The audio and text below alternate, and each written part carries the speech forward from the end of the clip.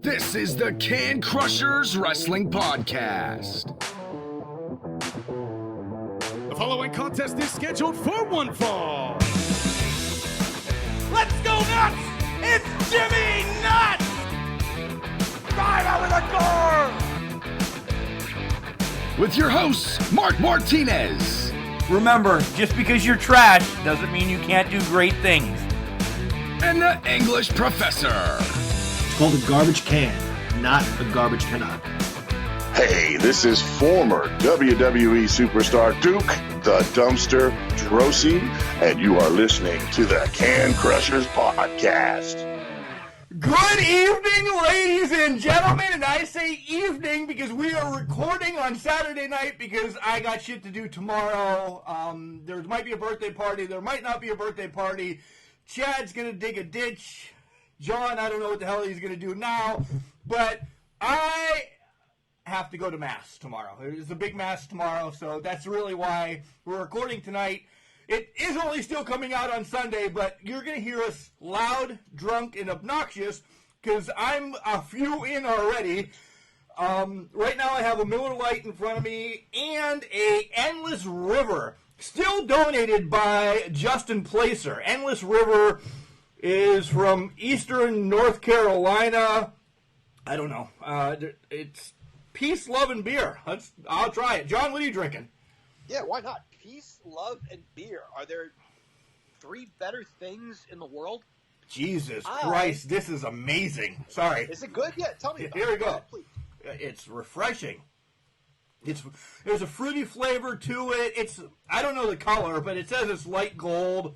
It's light. It's a light beer, but it packs a punch. I'm trying to find the alcohol level. Oh, it's only a 4.9, but it's, oh my God, this is great. I only have one of them. Justin Placer, come on. Hook me up better. By the way, what are you drinking, Chad? I got Miller Lite and a black cherry Bud Light seltzer. John, I know you want to tell everybody what you're drinking.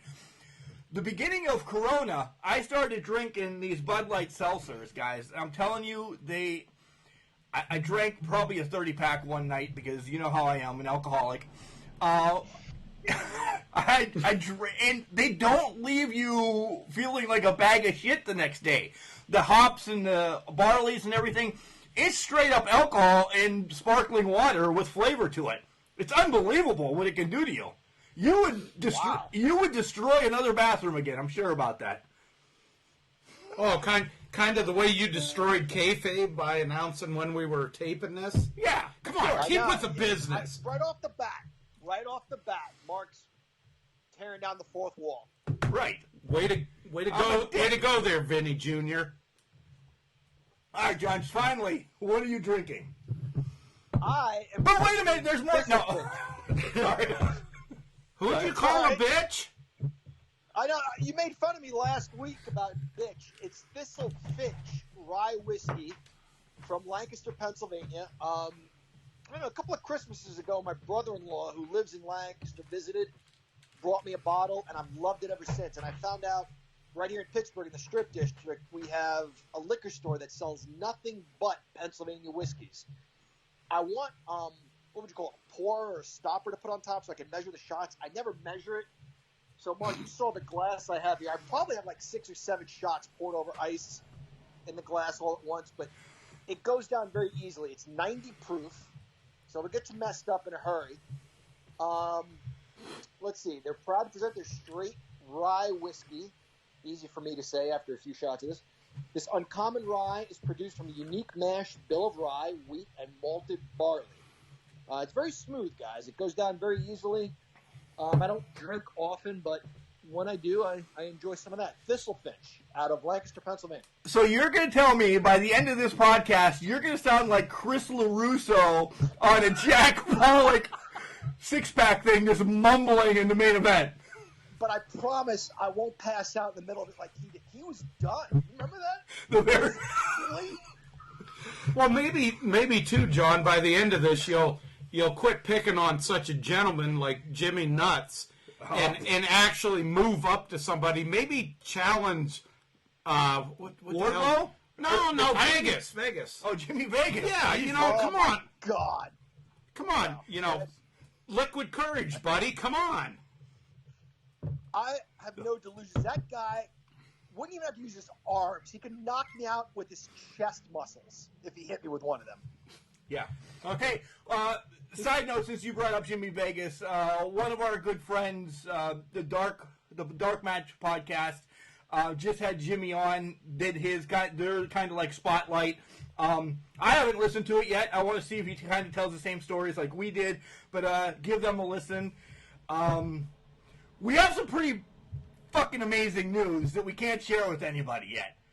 If you looked on the Twitter or if you looked on Instagram, you saw this picture with John in a 9-head.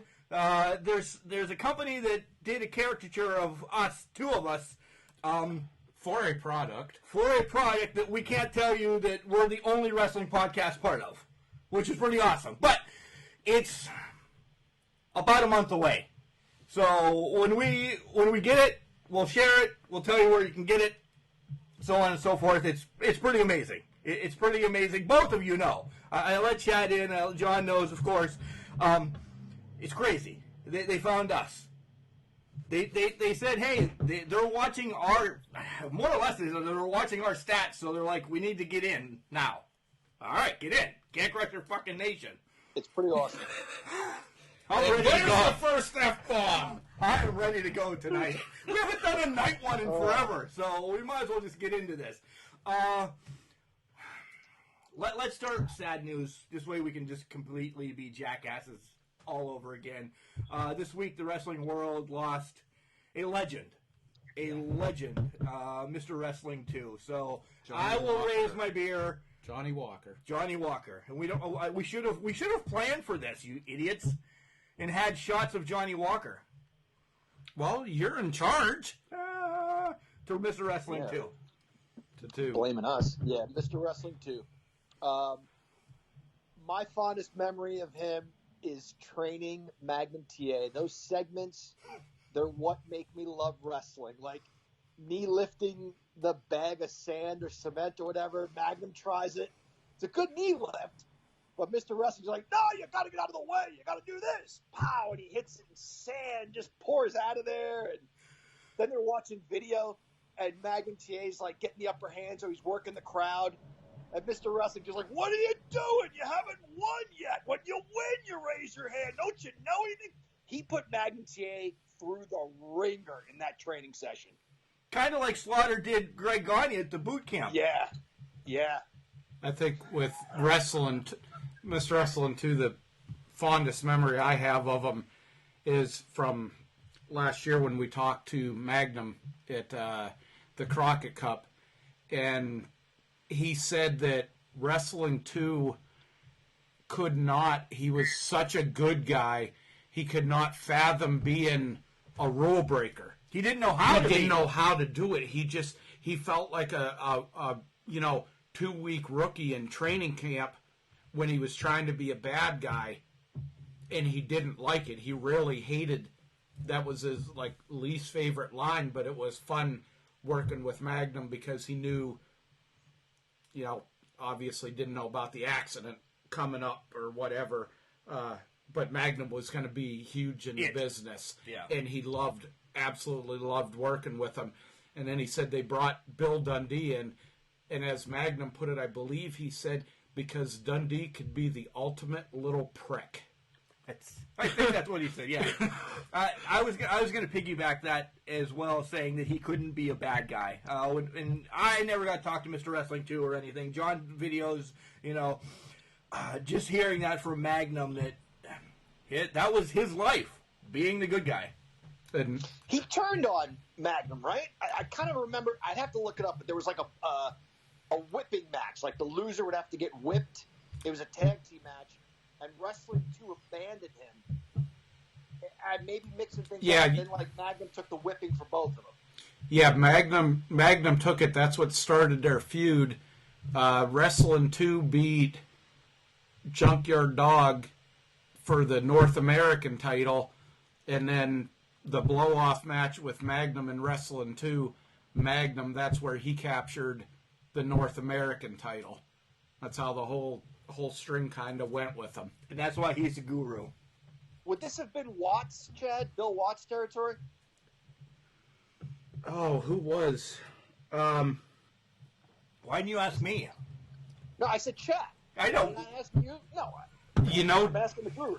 John, I would be. I think this started in Mid-South before. Yeah, that would have been Watts then. I believe it was Mid-South. Yeah, I'm not quite sure how early Watts had control of Mid-South. Yeah, I know the booker was Dundee. That's the only thing I can remember.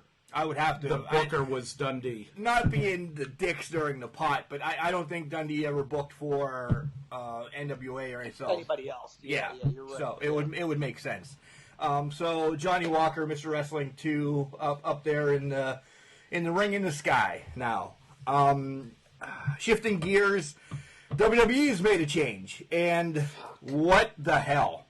What I don't know if it's good or bad. Chad just Sandman just can, so apparently he wants to go first. What? Paul Heyman has now shifted gears into being what now? Nothing. Bruce Pritchard replacing Paul Heyman with creative control. Running both shows now. This is going to be bad, guys. I'll be nice and say there's going to be wrestlers like Liv Morgan and Apollo Crews who have been getting a push and much more appreciated. I think this is going to hurt them because we know how Vince was with them before. Well, Apollo's now the U.S. champ. But that's gone. You know, that can be gone just as quick as it came. Baszler's another one that was brought up. Yeah, Shayna Baszler. I can't think. There was, but and I don't mean to be disgusting or mean when I say this, but Bruce Pritchard, you can't tell where his lips begin and Vince's ass stops. So that's what this is going to turn into. John, that was a nice smirk. So, I've never been a big Paul Heyman fan, and I was always a fan of Jim Cornette. So when he showed up at the Midnight Express and then the Simone SWAT team, I was a kid and I hated him then, and maybe I'm letting that affect my judgment of him now. I'm not a fan. There needed to be a change, guys. Raw is struggling. It's unwatchable. I understand there needs to be a change. What I read in the article that you posted on Facebook, Mark, is that Vince he doesn't listen to Paul Heyman. So Heyman's got some ideas, and Vince just doesn't listen. I can't disagree with that because up until now the show hasn't been great. But kind of piggybacking on what Chad said, all he did was place a yes man in there. He didn't bring in somebody new with fresh ideas. He just put a yes man in there, and that's all Brother Love or whatever the hell his name is, Bruce Pritchard, is going to do is be a yes man.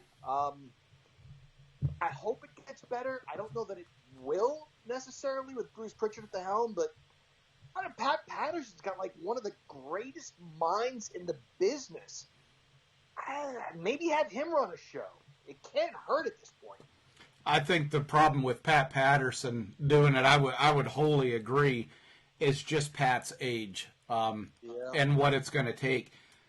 I'll say I agree, John, as far as Paul Heyman, but the one thing, if you could stand to watch ECW, he hated in that he could make anyone believable. Mikey Whipwreck. Yeah, that was the exact one I was thinking of. He knew how to. He just had that mind, that creative mind. And Pritchard, like you said, he's a yes man. It's going to be what entertains Vince. The ratings have sucked on both shows. It's, Vince says it's because of all the new talent. No, it's because of the shit's stale. Yeah. Everybody's stale. Well, speaking of staleness, let's start with Raw then. How about that? I'll tell you, I liked the opening segment and the final segment. And why? Because it was good. It was Asuka. It was Flair, as much as we hate her. We hate her because she's getting shoved down our throat. Asuka, Flair, the legit badasses, and the Iconics. I thought it was great. I really did. The first one ended up being a triple threat match, kind of showing what Bayley and Sasha are going to be up against this coming Sunday, or tonight, as you're listening. But it led to more. It led to that Flair and Asuka were going to have that match that was promised opening, but it was going to end up being the main event then. And when we get to that, it tore down the house. You know how much, John, I'm looking at you as Chad's on the phone, how much, not that I hate Charlotte, it's just Charlotte is what's in her face all the time now. It is really my biggest beef. But can she wrestle? Does she? Yeah, she does all that. She does all her spots. She entertains us. I hate her because I'm a mark. That's why I hate her. That's it. Those two segments, and I didn't look at the ratings, have to be the best segments that they had, because otherwise, the Peep Show wasn't that great. Jesus Christ, the Prophets against the Vikings in their Olympics. Enough already with those guys. Yeah. It was stupid. The hype up of the greatest match ever. I don't know. The Bob VIP thing. Then the Raiders take on Bob and MVP. It was not. It's just nothing is there. Bringing Charlotte. Is Charlotte now just going to be on Raw? You know, in time Charlotte is going to defeat Asuka for the title. So the Nia Jax thing is just, hey, there's a roadblock for you before Charlotte has your big match, because it sets it up at the end of this. John, you want to talk? Go ahead. Yeah, I would agree with the segments you mentioned. The last match, I'll watch Charlotte versus Asuka anytime. And while I'm a Charlotte fan, I don't care who wins. I thought there was no bad way to book this match. If you had Asuka win, I think it creates drama for what's coming up. If you have Charlotte win, beat her again. Even though there was somewhat interference from the outside from Nia Jax, it's still another win that Charlotte has over Asuka. And so if you have Asuka finally win that match, it becomes like an Austin versus Rock thing. Rock chased Austin forever, could never beat him, and he finally beat him. So this is one more win for Charlotte, but I think Asuka beats her when it really matters. The only thing I'll say about this, and I'm going to shamelessly plug their interviews with the Killer Bees again. I can't remember if it was Blair or Brunzel who said this. There are no baby faces anymore, and everyone's a badass. It was Jim. It was a great segment. It was Jim. Sasha and Bayley were so much fun. What's that? It was Brunzel. It was Brunzel. Okay. Sasha and Bayley were so much fun on commentary, with Bayley saying, you're stupider than Cole. You ask dumb questions. I didn't know she had that in her. She was great. The Iconics coming out, that was fun. Nia Jax. But I look around and I'm like, there are 7 or 8 wrestlers in this program. Not one of them's a good guy. Not one. You know? Honor among thieves, like you said, there's not one good guy in here. I think I'm saying this and half-heartedly joking. I hope that Asuka can make it past Nia Jax without getting injured. No, that's not a joke. I say that because of the history. I think Asuka's going to win this one because it makes more sense to have her win it and have Flair be like, son of a bitch, and be after her at that point. If they go any way but that, I think it absolutely bears Asuka, and they should release her. Well, 100%. SummerSlam is in August. I mean, we're in June. I don't even know what the pay-per-view in July is. I don't know. Nor probably does anybody care. But this is going to set up, hoping that maybe shit's back together in Florida from the COVID, that because SummerSlam in Boston is not happening. The Boston mayor said nothing's coming to Boston until 2027. Nothing. That's it. The Red Sox cannot even play here anymore. Move them. No, but remember with Florida though, they were deemed essential 2 months ago as an essential business because of Vince's charitable Donation. campaign. Yeah. So they can, if they have, let's say their 50% capacity, they could go into a 10,000 seat stadium. It's better than and put half half people in in there there. versus,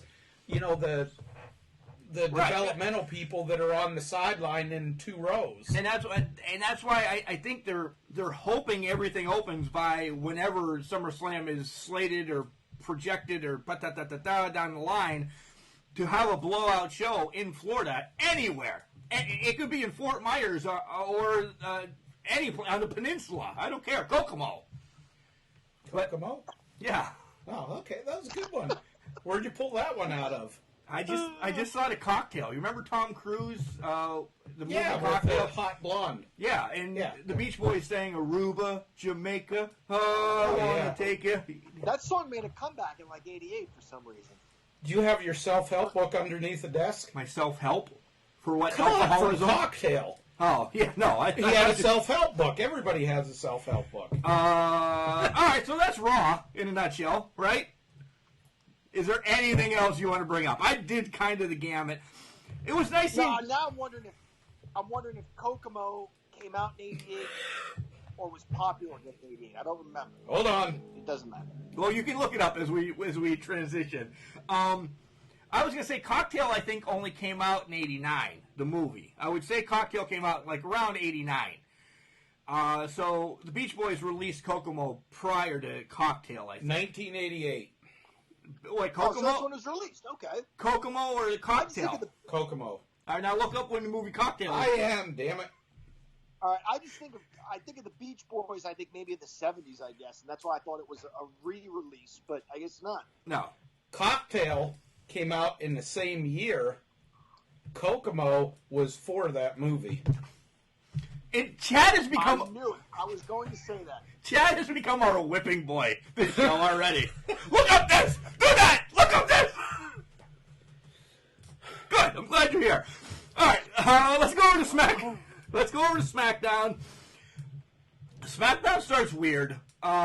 Sheamus is out and he gives Jeff Hardy a piss test to find out if he wants to wrestle him this Sunday. And Jeff Hardy, air quotes, pees in a bottle and then throws it on him and says, "It's better to be pissed On than pissed off or whatever."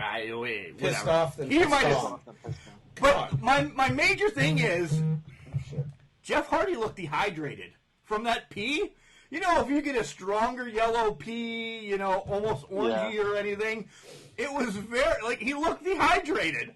He should probably be drinking some more water. Just saying. Hey, it was a real doctor. Oh, They it was had definitely a real doctor. They actually had an article on WrestleZone that they actually hired a real doctor from the local area, and I gotta say again, just like last week, this just distasteful. This is too personal a demons for Hardy, but he's doing it. He's doing it, and he's getting the money. So, I'd probably slap the piss out of Mark if they give me I don't know. You're getting beers. $1 or You're two. getting beers. That's better than $1. What, John? Your brother's over for our biggest rival. Well, guess what? We're going to humiliate you. That's all that is. And it's I never thought of that. Yeah. Yeah, I mean, how much longer is Hardy's contract? I mean, he's had injuries. He's had demons. I mean, I think they signed a 3-year back when they left IWC, but Hardy's been injured 2.5 of those years, so does it extend it for another 6 years? I mean, Vince has so many loopholes in this, so Jeff's just going to be buried with shitty storylines. And he's a good. I met Jeff at an event after I got back from Iraq in 2010, a local event, and he's such a cool dude to talk to. I mean, he has his demons that have been through the news in the years and everything, but he was such a cool dude, so down to earth, and he doesn't deserve this. This reminds me of what the bullshit Owen Hart went through after Brett left the company. Yeah. Yep. That's exactly it. Main thing that happened on SmackDown, the finals of the IC Championship match. It was AJ Styles against Daniel Bryan. And let me tell you why. At first, I'm like, why didn't they save this for Backlash? Because it ran like 4 commercials, okay? It was a hell of a wrestling match. And it would have buried what is being dubbed the greatest wrestling match. They could not have this match on with Orton and Edge because this was a true wrestling match. AJ and Daniel Bryan tore down the Performance Center with the 5 people in it. AJ wins the championship. It was great booking. It was a great match. If you haven't watched it, John, Chad, watch it. At least watch the highlights on anything. It's probably been one of the best matches during quarantine. You know, I'll say this about WWE in general. 2 things we have not discussed at all are Braun Strowman and Bob. Scotty McGregor, whatever the shit his name is, the champion, the Scottish psychopath. Drew McIntyre. Drew McIntyre. Isn't Scotty McGregor a golfer? Scotty McGregor.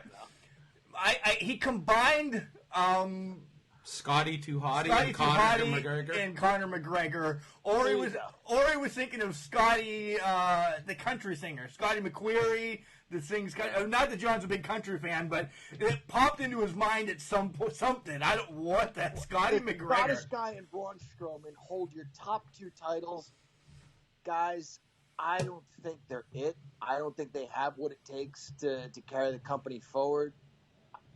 They don't have the charisma. They don't have, certainly in Braun's case, the in-ring ability. I don't get it. These guys are your top 2 champions.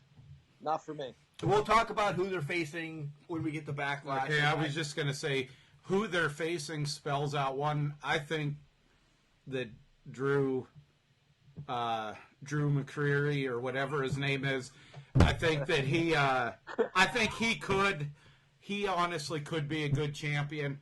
This is just a really shitty time for the wrestling. All right, I'm done with SmackDown because there's nothing else. I don't even want to talk about nothing else because it's garbage. It really is. Use the double negative. Good. Well, she did come out and kiss Otis. She did. Yeah. And she looks hot in those Daisy Dukes. So let's talk about. All right. Well, you brought up Mandy then, real quick. I was shocked that as she stood on the ramp, that it would have been a perfect spot for Sonya, the badass, that's part of the Revolutionary Force tournament and is, in the quarterfinals right now of our tournament.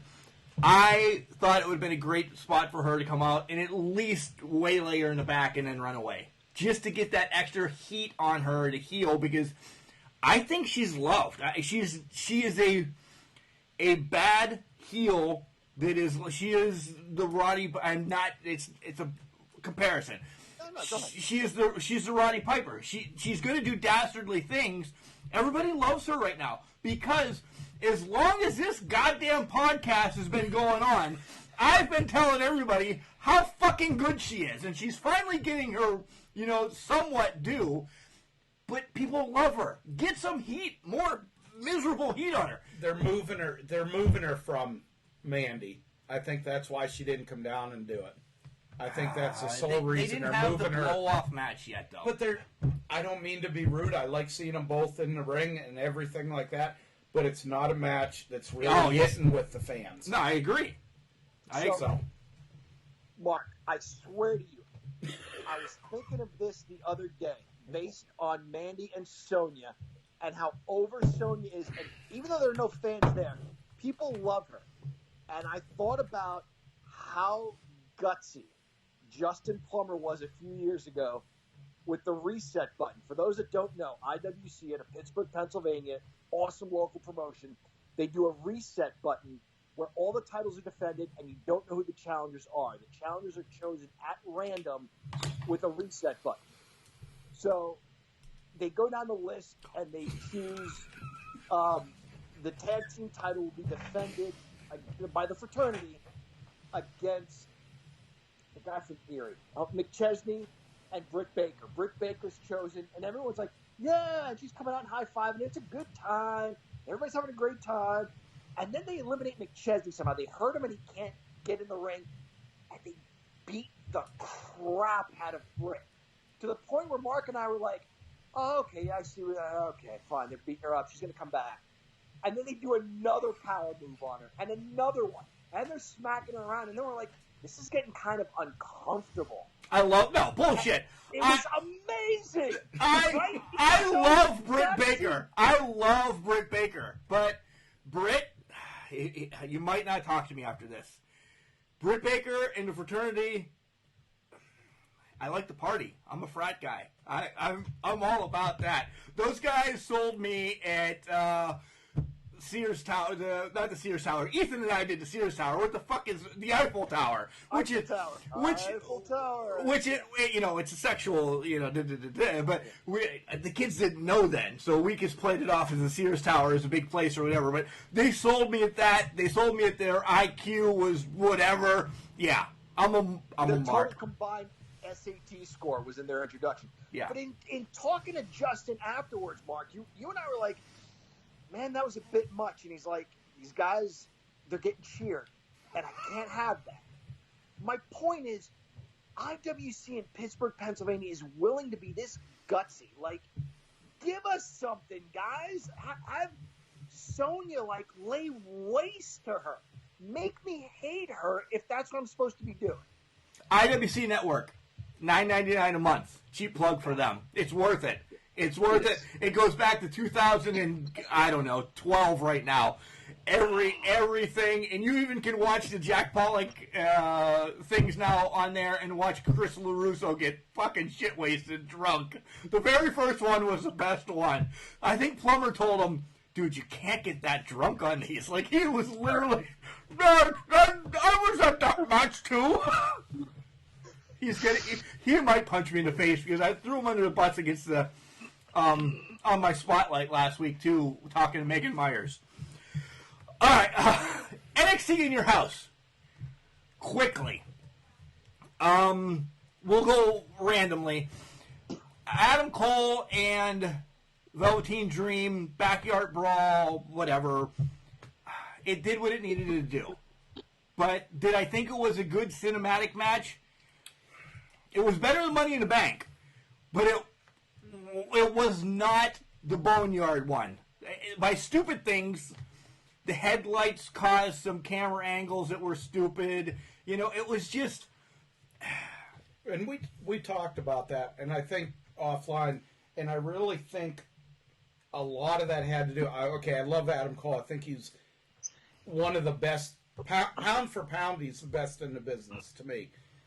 But they're not The Undertaker. They're not AJ Styles.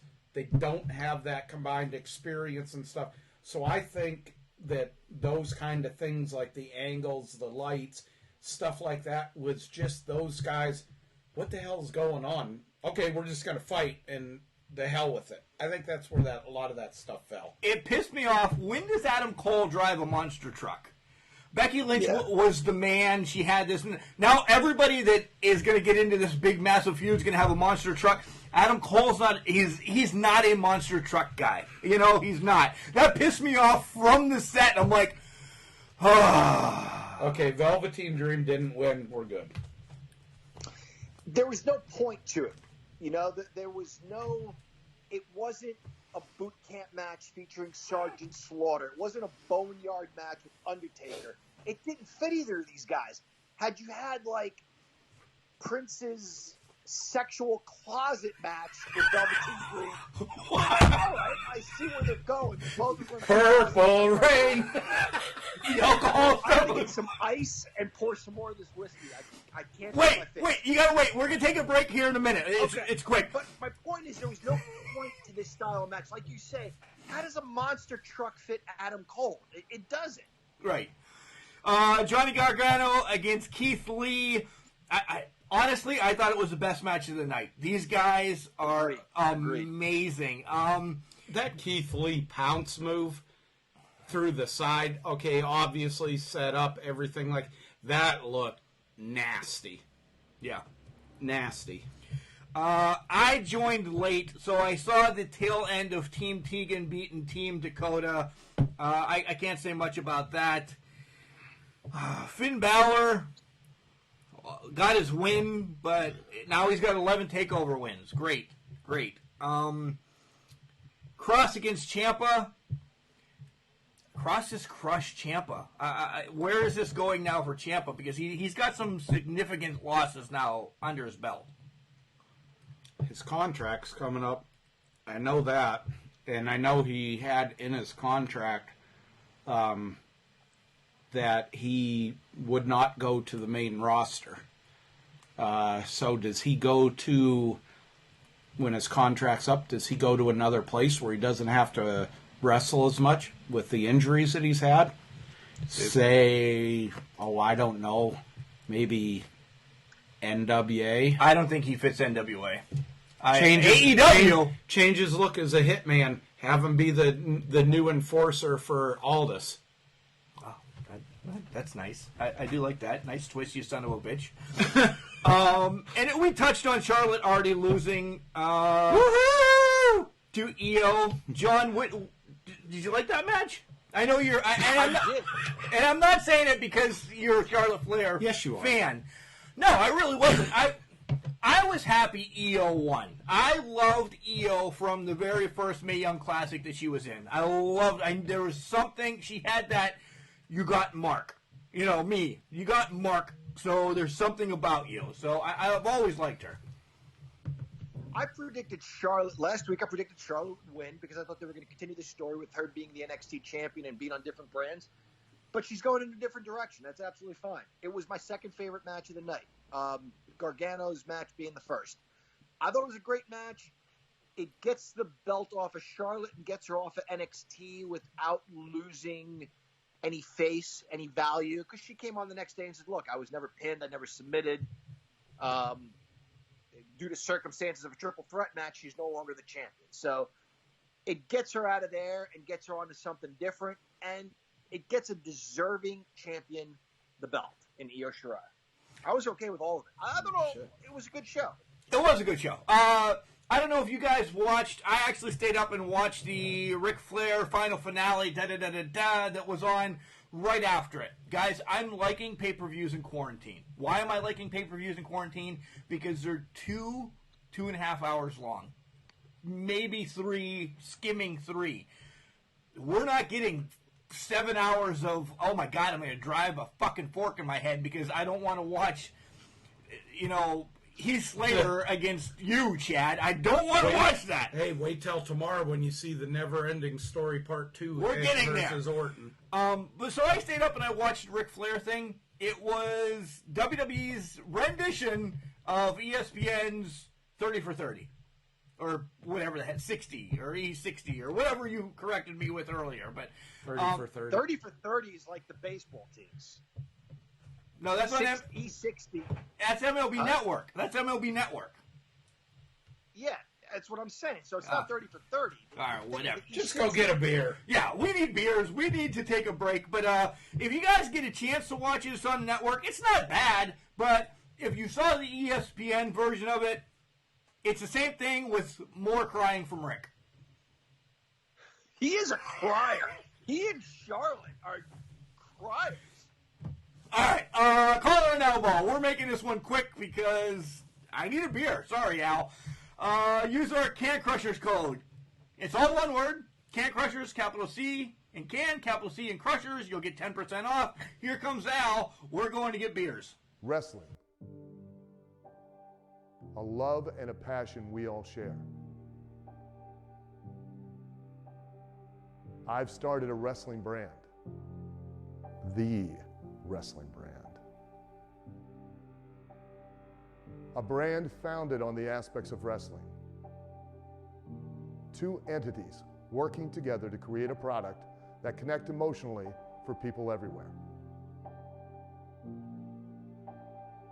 Collar and Elbow is the brand. Passion and love for wrestling is the drive. I am Al Snow, and this is Collar and Elbow, the wrestling brand.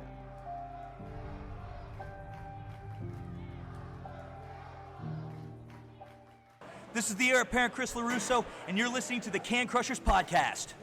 I'm good. I'm ready. All right, he's ready. This is how we're bringing it back. He's ready to go. Hey, during the break, I went and I grabbed another different beer. This one is still. I've had this one for a while, so who knows how fermented it is. Fermented is. It's an Ellicottville. We've talked about Ellicottville all the time. It's an IPA from Ellicottville, bursting with hop flavor. 6% alcohol, so I'm already bringing it up. Not catching up to John. You go ahead and take a nip of it. I love it, actually. I had this at the rodeo last year. I wanted to look at it. What fucking rodeo did you go to? The Ellicottville Rodeo. It's one of the biggest rodeos in the area. Oh, good plug. So not happening this year, but so you're saying it's the greatest rodeo around here? Yes, absolutely. Nice segue. Absolutely, they draw in a lot of good people, a lot of local. I don't want to say artists, a lot of local sportsmen, rodeo people, cowboys, cowgals, whatever, cowgals. I was trying to get you to go with the greatest thing because this is our theme this week. Since the greatest wrestling match in the world is going to happen, our segment, wow, long-winded, is going to happen. We thought we would take specialty matches. This is actually Chad's idea. We ran with it. See if it sticks. We all picked a specialty match. I got cage matches. John, what did you get? I got no DQ matches, which is basically any match you want it where to be. There's not a disqualification. But you still have to win by pinfall or submission. So it's not like a cage match. Like you got cage matches. It's not like a chain match or a bull rope match or tag in four corners. It's a match that ends with a pin or submission. What did you get? I took strap match and dog collar matches. Okay. Cage matches are simple. You guys will probably agree with mine. No, we won't. And no, you will. You will. And we also picked. It was going to be 2. I picked 3. I know John picked 3. Chad stuck with the 2 of our least favorite ones. So, because I'm an asshole, I'm going to save my least favorite till last because actually my least favorite might be some of my favorites. So coming in at number 5, coming in at number 5, greatest cage matches that I think is Snuka against Morocco. You're both looking at me. We have already went over this. I know Snuka and Backlund was so much better. It really was weeks or months prior, but I saw Snuka jumping off week after week after week. So this is the one that's embedded into my head, off of the cage. He missed it against Backlund. He hit it against Morocco. So, but that's what blew me up. That boom. But in that, he hit Morocco, and Morocco, if I'm remembering right, rolled out of the ring and won the match off of that. I don't care who won these. I'm just saying. Morocco had already. Hold on. So Backlund was 2 years earlier. He jumped off. Backlund had asked to waive the over-the-top rule because he knew Snuka was a climber. So the only way you could win was leaving through the door. So the Superfly missed on Backlund, and Backlund crawled out the door. So you were kind of combining those two things. With Morocco, he did a flying headbutt that knocked Morocco out of the cage, which was a terrible way to lose. So he dragged him back in, suplexed him, and hit the Superfly. So the Superfly was actually after the match. Nonetheless, this is the one that sticks with me. Number 4. No, that's a great match. That's a great match, for sure. Number 4. Brett against Owen, SummerSlam 94. Just excellent. Great match overall. They used the cage. They didn't have to use the cage. It was a technical match. These two could fight in one paper bag, and I would have loved it. It had to go on my list. We talked about this match on the show before. Right. And I said that they fought like brothers, right? With Brett kind of pummeling Owen like his little brother, and Owen finally getting the upper hand and like pulling his hair like a little brother would. Told a great story. And this is the one, if I'm remembering right, Jim Neidhart clotheslined the Bulldog from behind, and they got involved in the match as it was kind of ending. Yeah. Yep. Yep, they were in the crowd. Yep.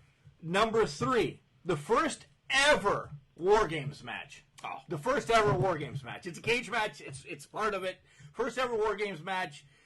It did so much for War Games now. It really did. It just perfect, inventive. Number 2 on my list is Hell in a Cell, 1998, the King of the Ring version in Pittsburgh. I was there when Mankind got tossed off against the Taker, tossed through by Taker. The bodies were on the floor. That was crazy. The tacks, and somehow he snorted his tooth, and it came out his nose. Oh my God, that was, yeah, crazy stuff. In number 1, we've talked about this one several times. We'll continue to talk about it. It's probably all 3 of ours favorite. Magnum and Tully, the I Quit match. Oh yeah.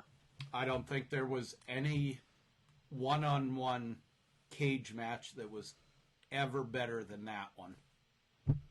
I don't know. I can't think of. There's been cage matches like Bruno and Zbyszko that had so much meaning, so much crowd, but that was not as brutal of a match as Tully and Magnum, and at the time wasn't as personal.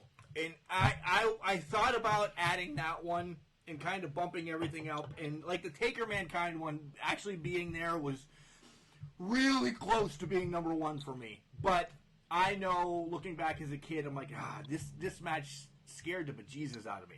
All right. Yeah. No match more than that one was personal. That's a great word, Chad. It was absolutely personal. You're right. That's a great list, Mark. My least favorite matches. The Chamber of Horrors match. I think that's probably on everybody's list, where Abdullah the Butcher was supposed to get shocked, but it was on, then it got off, then it got on again, nothing happened. They fucked with the damn lever 5 or 6 times. Everybody in the world was in it. They didn't know what was going on. It was, you don't remember it, do you? Now I do, when you said about Abdullah, because they added that to the network towards the beginning of the year. Good and it's thing. Fun. It's funny because old Abby, God love him, what a character, what a good guy, honestly. And he's sitting there trying to, like he's getting shocked and nothing's happening. They're like, try it again, like he's getting shocked again. It was just hilarious. Hi, Miggy. Miggy has joined the podcast this week. Yes, Must mean mom fell asleep. Whatever. Another one that I hate was because it was in a cage on the back of a truck, the King of the Road match, where everything went wrong between Barry Blacktop Bully. And Dustin Rhodes. It was just but you were supposed to ring the bell. The bell broke. If you haven't watched it, don't, but do, because it's just that bad. But my all-time least favorite cage match, you've heard me say it over and over. Go back and listen to the Al Snow interview that we've had. Oh, you communist bastard. The dog pen match with him and the Big Boss Man. And we'll hear more about both of those guys later. The dogs just having sex with each other, shitting on the arena floor. They were supposed to be so vicious. Didn't one piss on the corner turnbuckle or something? Yeah. That's probably the worst match in wrestling history. Sorry. It really was. Oh, my God. You two can rock, paper, scissors and see who goes next. Go ahead, John. All right. Hey, Mark, Dustin was aptly named at the start of his career, the Natural. Absolutely built this business. Even Cody has said on TV, he got all of Dusty's genes with the charisma and the in-ring ability. But every great one has got a black mark on their career, and man, that is it. That is it. That's like the unflushable turd of their you career. Remember it now. Supposedly this truck was going like 85 around hairpin corners. It's a tractor trailer with like bales of hay and like chicken wire around it. Stop. Smash, Crusher, Khrushchev, whatever. The guy was so good. So good. Both of them Blacktop Bowl was a low point. Both of them took a shit. Both of them took a shit. Yep. That lowest point in their career. Yep, for sure. So I got no DQ matches, guys, meaning the match still has to end pinfall and or submission. So obviously cage matches are out, as I said earlier. The four corners touching thing is out. Whatever. It's got to end with a pin or submission. Not even the last man standing is on my list. Okay. So at number 5, the first time I was ever introduced to a no disqualification match, Rocky Johnson and Tony Atlas won the tag team championship from the Wild Samoans. They had won via disqualification the previous week, which means about an hour earlier in Allentown, Pennsylvania. And so they challenged them to a no DQ match for the following week, which meant an hour later in the show. Albano went to hit Atlas in the head with the chair. Atlas ducked. He hit Alpha. For me as a little kid, it was cool to see something different. A belt changed hands, and it backfired on the bad guys. They'd gotten themselves disqualified the week before. They tried the dirty tactics again, and this time it cost them the belts. So number 5, go ahead. I do remember this one. Some of the ones that you threw up, your next one, I don't remember as much, but I remember your this one because they played it a few times. Yeah. Probably one of my first DQ matches as well.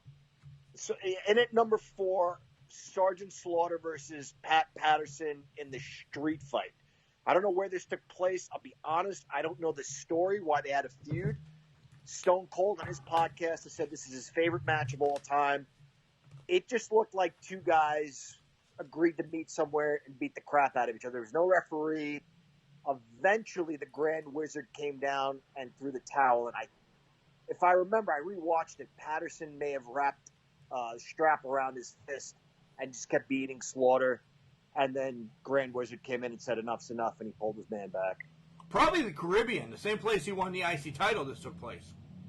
Maybe, yeah. Rio de Janeiro, Brazil, yeah. Whatever. It's Caribbean enough. Jeez.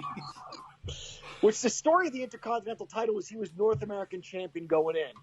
Right. And won this fictional South American title and combined the continents. Intercontinental. Anyway, at number 3. Wait, Chad's having what? You don't like the strawberry? Oh my God, that's horrible. Do you want a different one? No. Okay.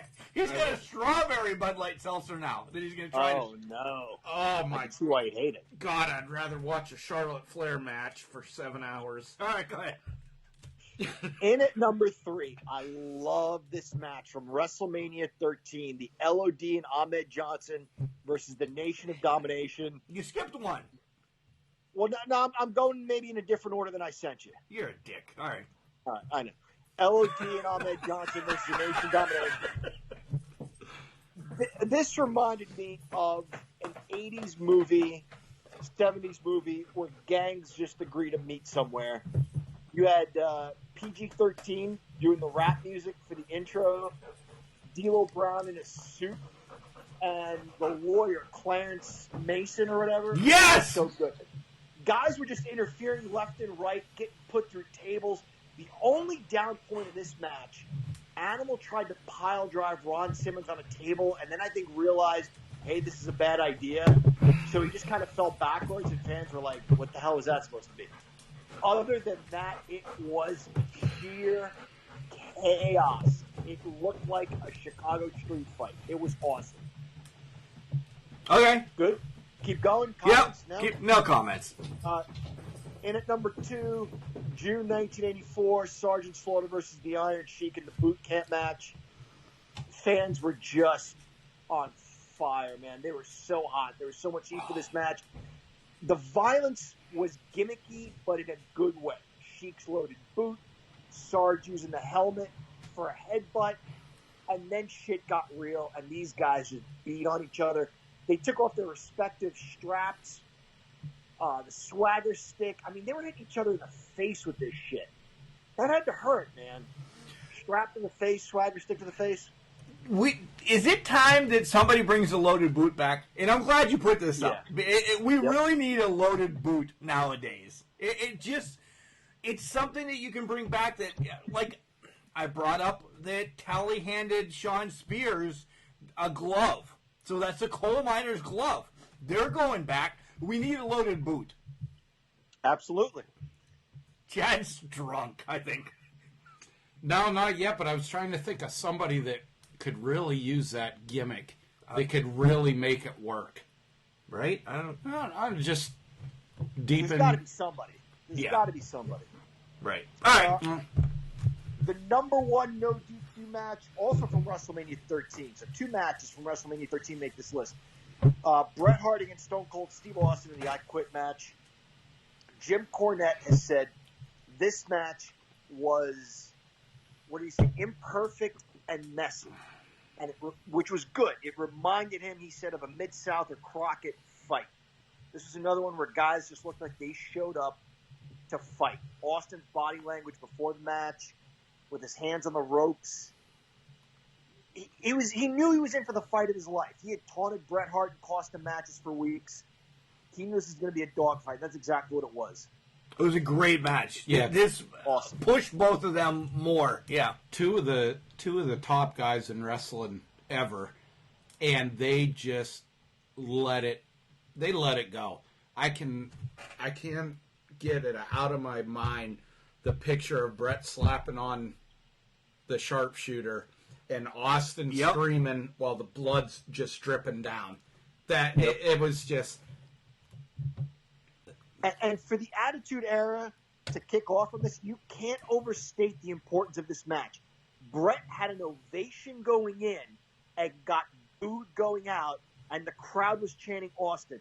And that what we called tweeners back in the day, they weren't good guys, they weren't bad guys. You had Bret Hart high-fiving guys, and then the next fan, he had a middle finger in that guy's face, Bret did, saying, fuck you to that fan. Yeah. So the lines were immediately blurred. This launched the Attitude Era, this particular match. What are your trash, your garbage matches? Okay. Garbage matches with no DQ, both from SummerSlam 99, tied at 2. Test versus Shane McMahon. Looking back, I rewatched this match. Test was a good worker, man. He had a good look. He believably beat the shit out of Shane McMahon. What annoyed me was the McMahons having to be in everything, was having that fucking ring rat Stephanie walking from the back, running to the ring. Oh, I hate them so much. Wait. The Mean Street Posse. So, can you say any Shane McMahon match would be on this? I thought you would just lump it up. All right, go ahead. I hate them so much, man. And then earlier, I think right before this, you mentioned them already. Al Snow versus Big Boss Man for the hardcore title. It just got cheesy. You could tell they just were going to different places for the sake of going to different places. Now they're outside. Now they're in traffic. Now they're across the street. Now they're in the bar. Now they're... Who fights for that long, man? Come on. I didn't buy it. We're probably going to lose our collar and elbow sponsor because we threw Al under the bus.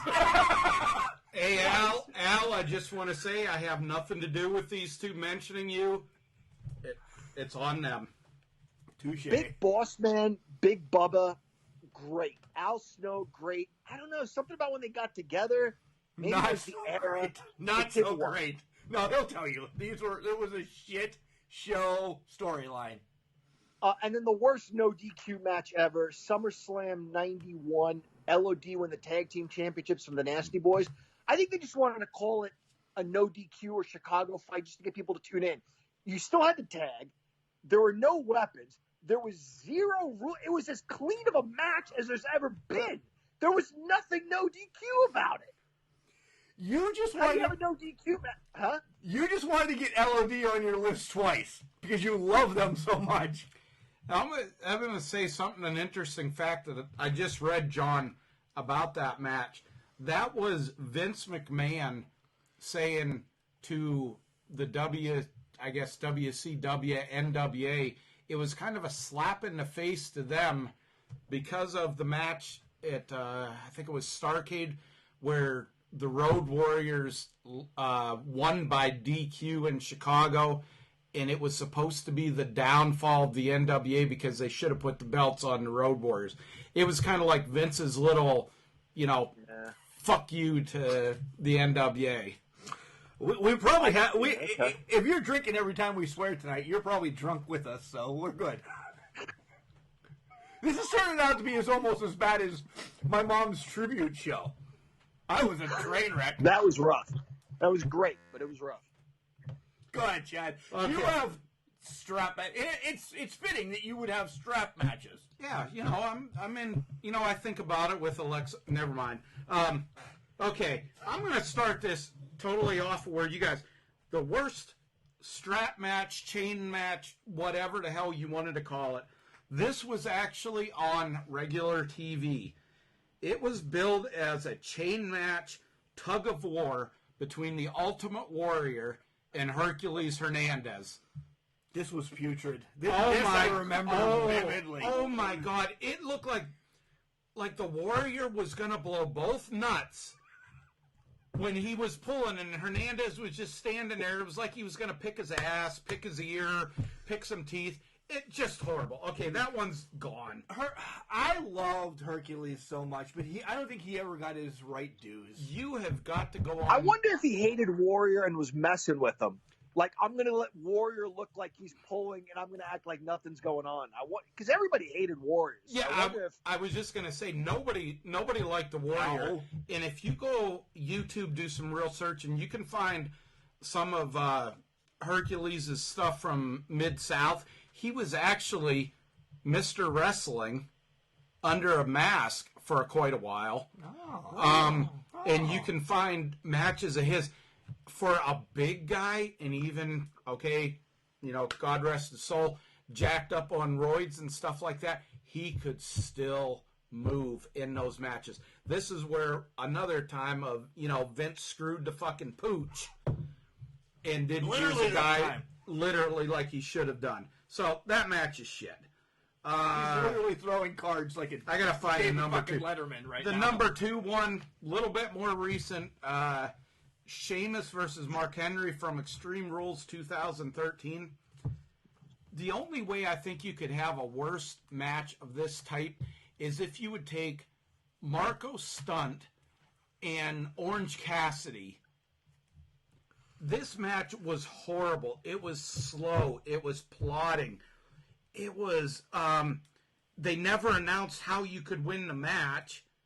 And then Sheamus wins after a brogue kick after Mark Henry hit 3 turnbuckles. And when Sheamus brogue kicked him, Henry went into the 4th one. What the fuck? It was a bad match. I do remember. Sometimes, I don't remember a lot of shit. That one, once you sent it to me, I'm like, oh my God, that was putrid. It's horrible. Okay, number 5 match. This is your favorites now. This is the favorites. Because you only did 2 bad. I'm actually, screw you. I'm going to give a honorable mention. Yeah, there you go. Honorable mention match. Butch Reed and Buzz Sawyer, and you can find this full match on YouTube if you just type in dog collar matches. Oh my God, what a Mid-South brawl with Bill Watts written all over it. They just beat the living piss out of each other with a chain.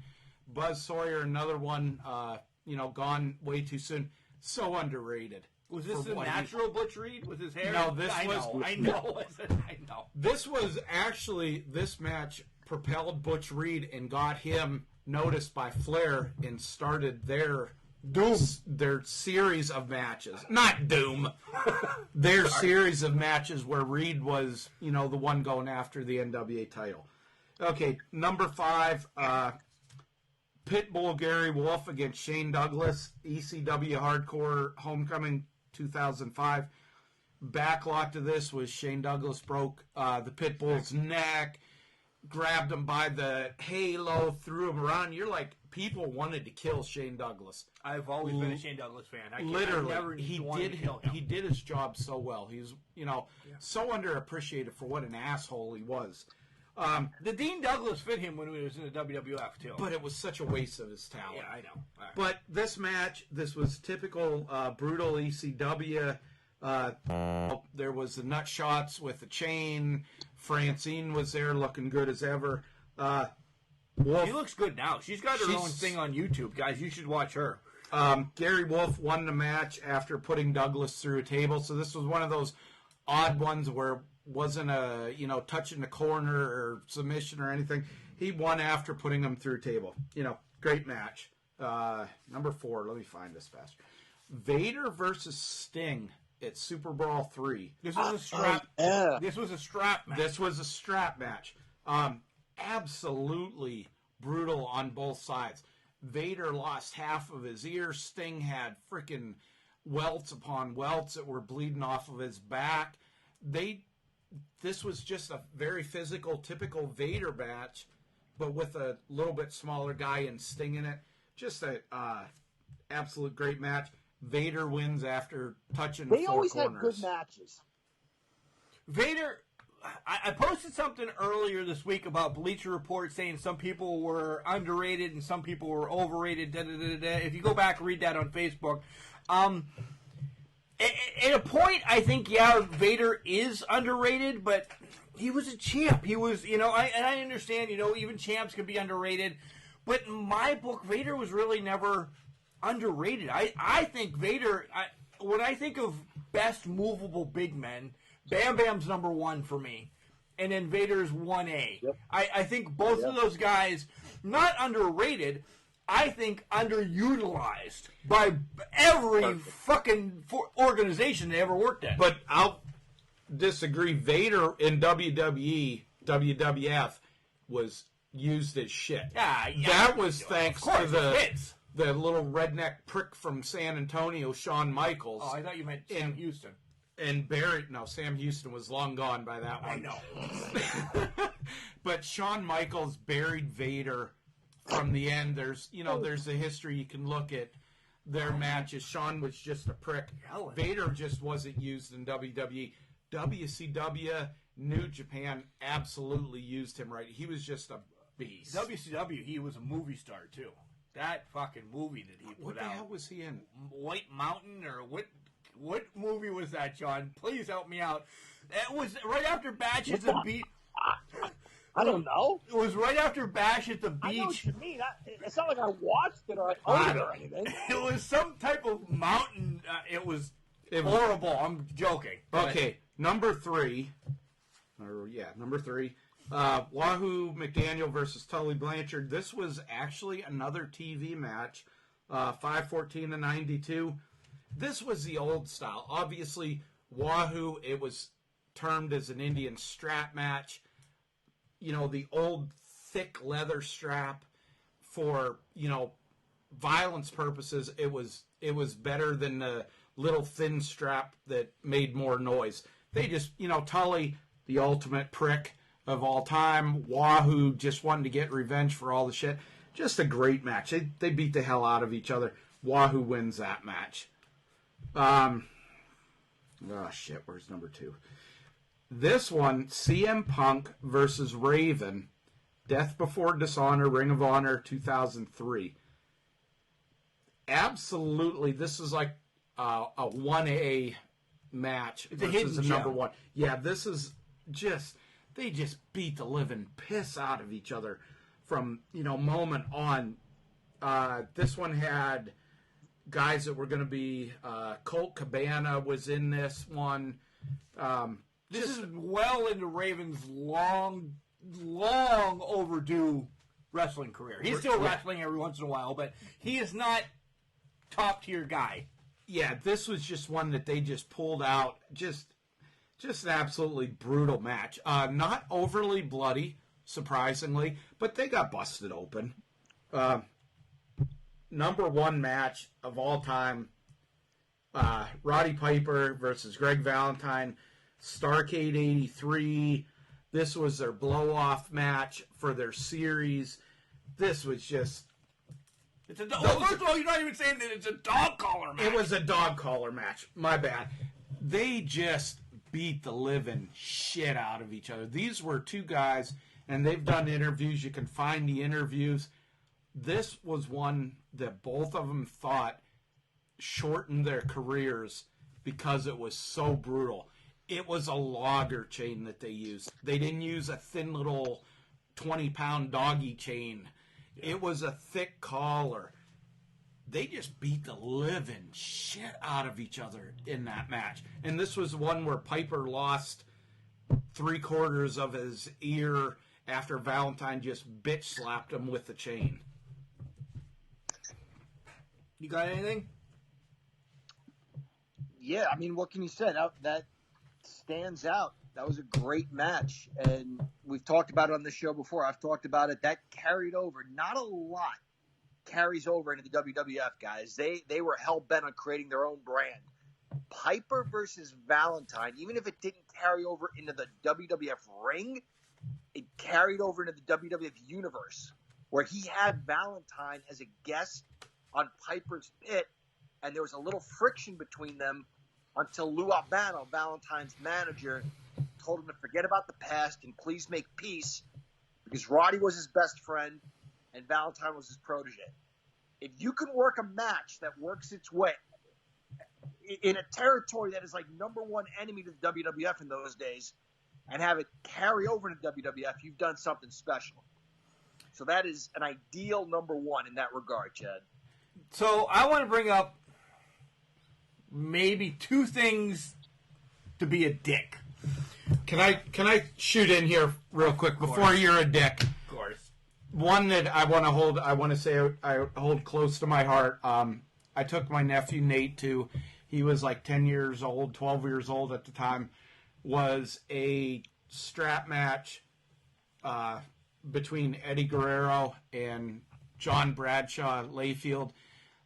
We went to this in person in, I believe it was Richmond, Virginia, when I was stationed down there.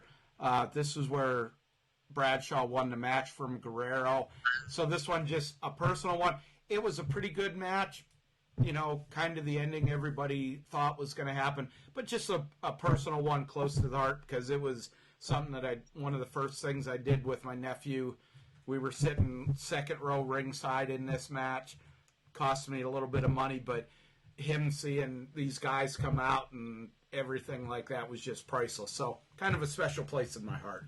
Go ahead, Mark. Be a dick. One, I was going to add to my cage match one, and I knew I would get my moment, because I would make my moment. Of course.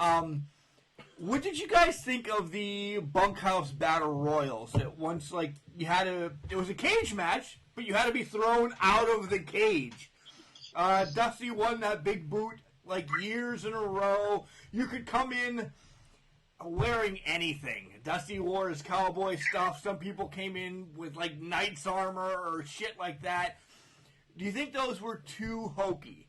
My thoughts were yes, but do you think it was just way over the top for a cage match? They were trying back then. I think so. I remember WWF doing something similar but without the cage. And WWF was hokey in a different way. Like Lanny Poffo, the poet, came dressed in, he was a knight in shining armor, whatever the hell he was supposed to be. It was a little corny. But the NWA's version of it seemed like they were going for the gore. Like, if you think that hokey stuff is fun, wait till you see our gory stuff. Throwing someone out of a cage, it seemed a little too far-fetched for me. Like, if they would have actually done it like, you know, in the WWF version, Ken Patera, because he was from Oregon and cut down trees or whatever, he and Billy Jack Haynes brought chainsaws. That's ridiculous. And then they didn't use them. What the hell did you bring it for? Right. Had NWA done like Dusty with the bat or whatever, that would have been taken to the next level. In a cage, cage battle royals for me didn't do a little far-fetched. Yeah, the whole bunkhouse thing, they kind of just, you know, I hate to use the saying again, but screwed the pooch with the putting the cage part of it, because you like the matches before that. You know, not in a cage. You know, everybody come down, Dusty with his boots, you know, whatever, guys with, you know, buckles the size of championship belts. Raging Bull would, you know, Manny Fernandez, you know, with his Vietnam scars and bullet wounds or whatever he talked about that never happened.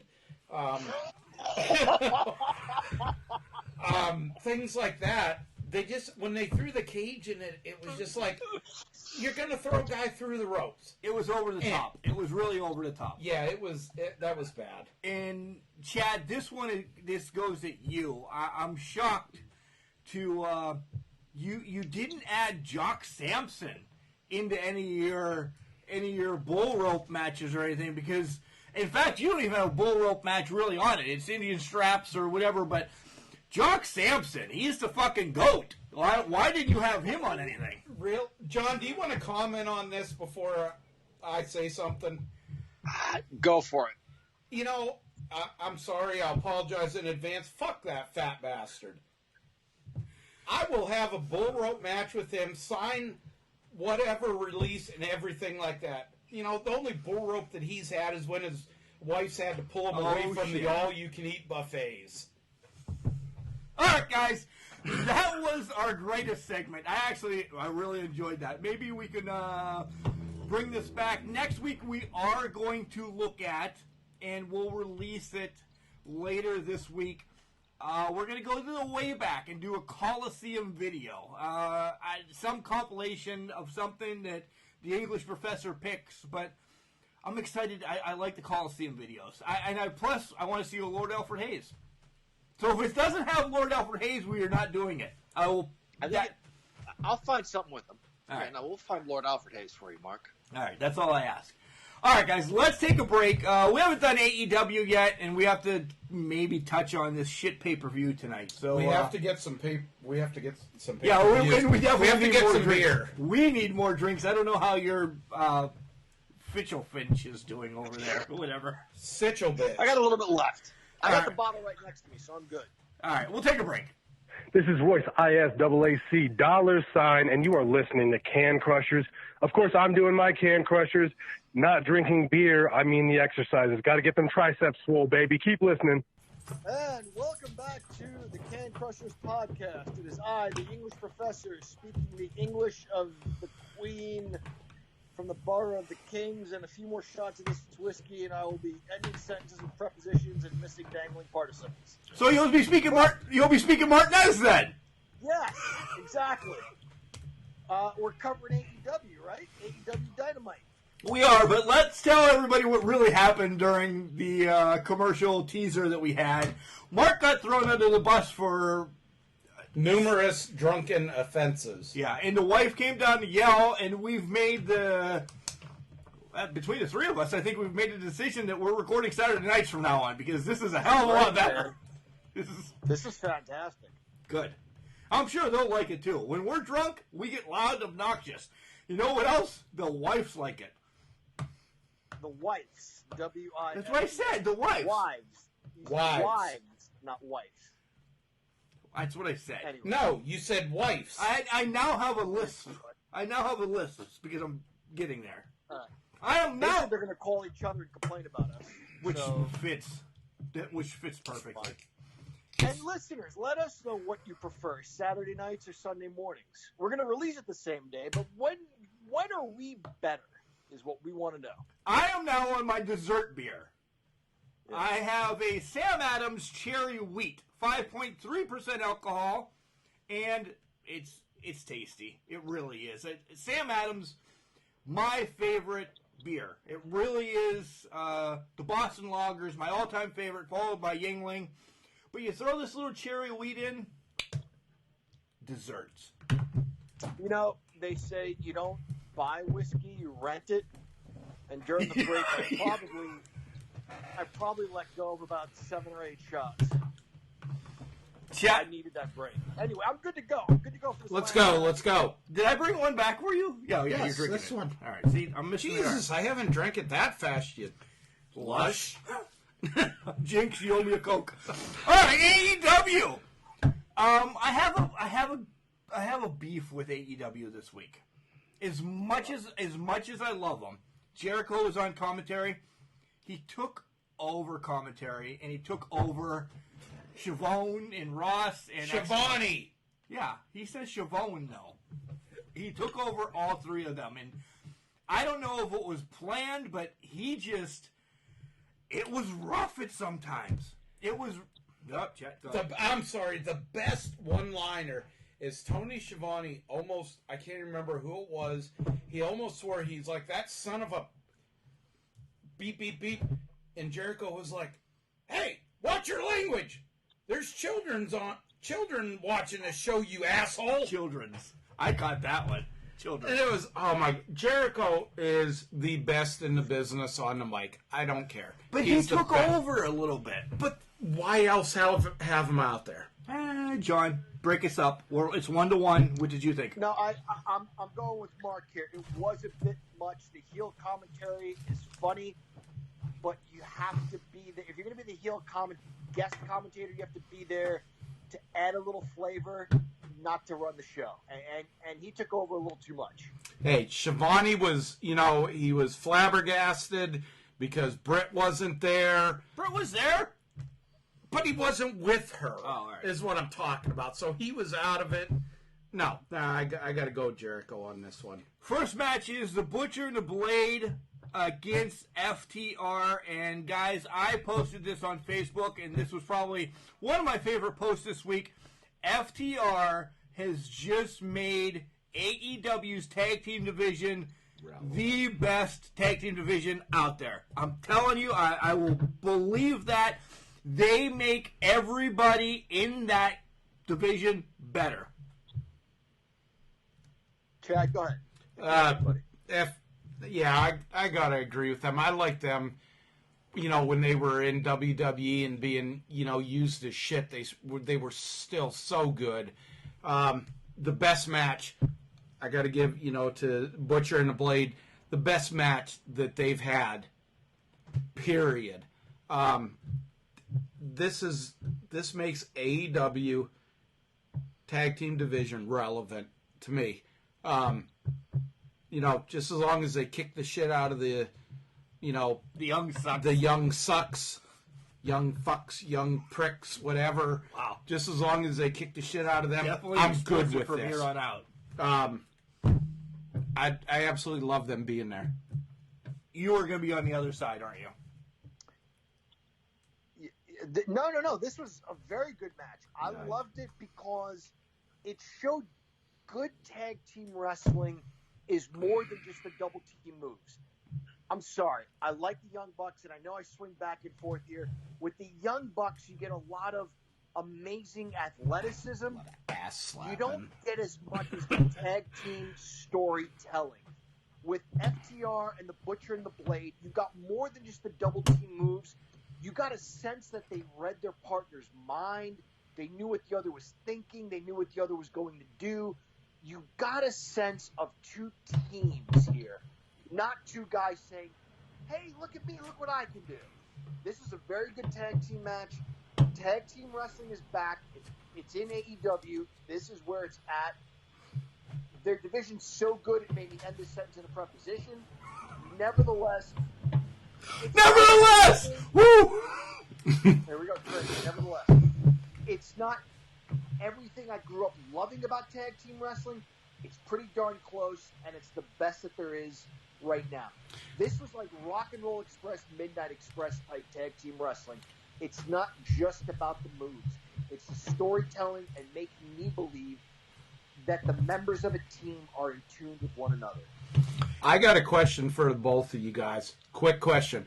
How do you tag in a match? How are you supposed to tag?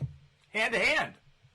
John? Well, now just... Yeah, typically, but no, like hand to shoulder, hand to back is acceptable. Mark, you can go back and watch stuff from the 70s and 80s where they're tagging a shoulder to get in the ring. But in the middle of a double team move, you tag a shoulder to jump in. This match really showed me that the FTR tagged hand to hand. It was more personal. That wasn't, sticking out a leg and slapping the guy's foot, or he goes into the ropes and you slap his ass or whatever. That is tag team, hand to hand. This match just shows, all right, that AEW listens to podcasts, not just ours, but they listen to podcasts. Again, we're going to say Jim Cornette has been bitching about this for a year now. This was once FTR got there, you knew something was going to happen to bring it back to, air quotes, old school. This was to flip Jim Cornette off and say, we can do it. Shut up, you old son of a fucking fat bitch. See, I think those guys as FTR, they're old school. They respect the business. Yeah, I agree. They make things so much more realistic. And I'm sorry, but the slapping on the shoulders, the slapping on the ass between the ropes, tags between the ropes and stuff like that, that's not tag team wrestling. Go back to the great tag teams. See, when did you ever see a tag between the ropes? When did you ever see a guy halfway through the ropes when he was making a tag? And just to be clear, no, between the ropes is absolute bullshit. I'm with you, Chad. I mean, like, in the moment where you're setting somebody up, if it's not hand-to-hand, I've seen hand-to-shoulder be acceptable. Yeah. Like, the ass, the lower back, under the ropes, yeah, that's nonsense. That's not a legal tag. And to AEW's credit, you had Jim Ross questioning it, because there were a lot of tag team matches tonight, guys, on this show. Jim Ross questioned it every step of the way. Hey, is that a legal tag? It's like he's discovering this with us. Right. It was great, nonetheless. Yeah.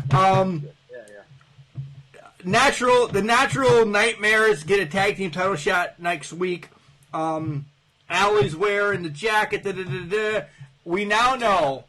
Listen, we now know. I think Dustin Rhodes' next opponent.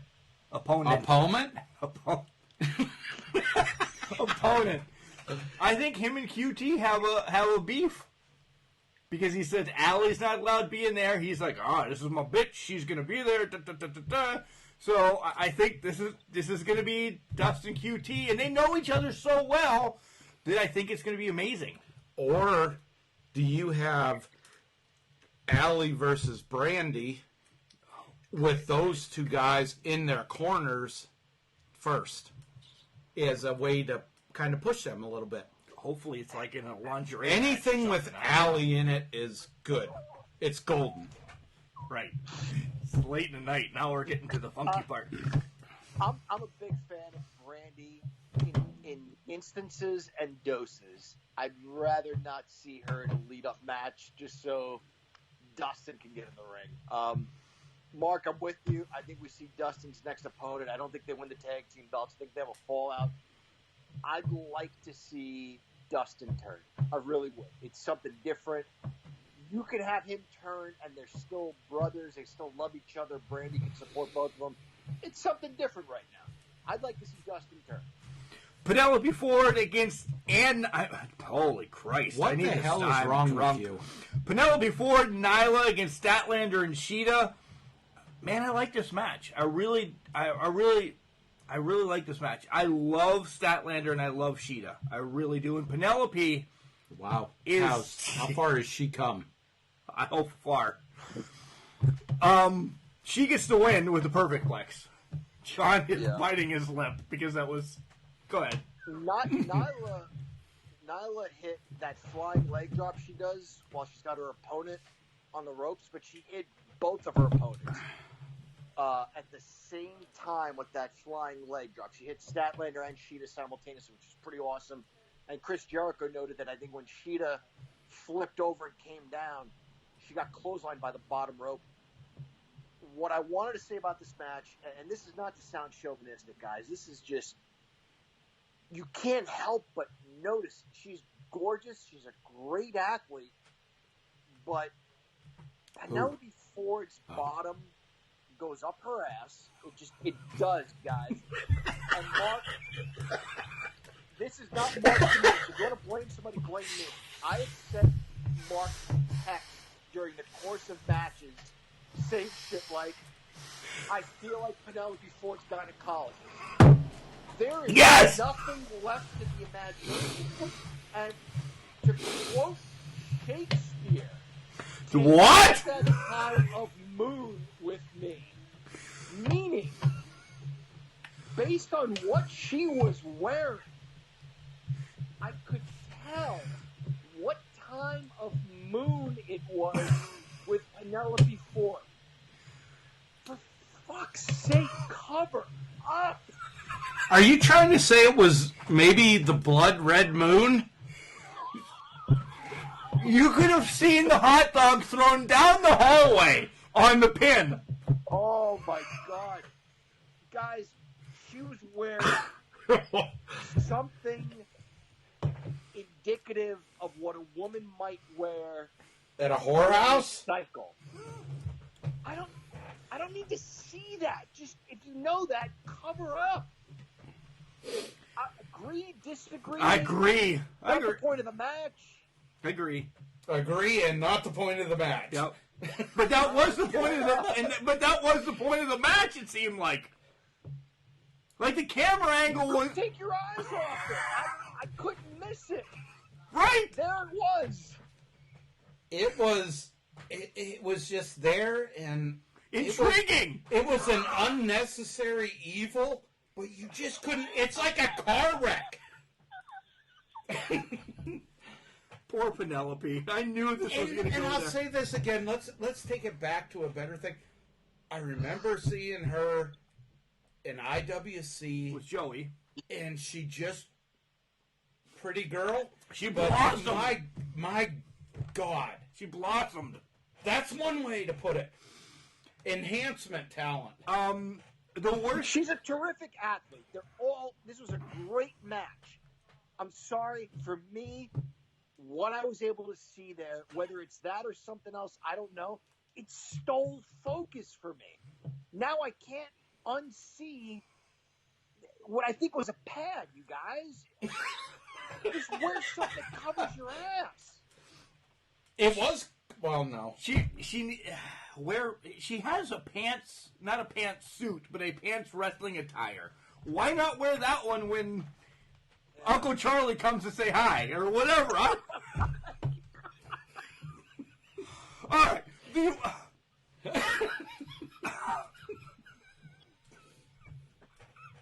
What the fuck did we have to watch Darby for trying to come off of a ladder 17 times?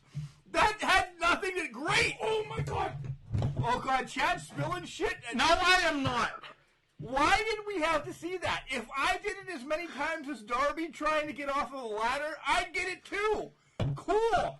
You dropped a skateboard off of a ladder. What does that have to do with anything? This pissed me off. When I rewatched it, I'm like, why the fuck am I watching this again? I'm with you. Yeah, I don't know. It showed him in his element. You know, we saw. Good. You know what?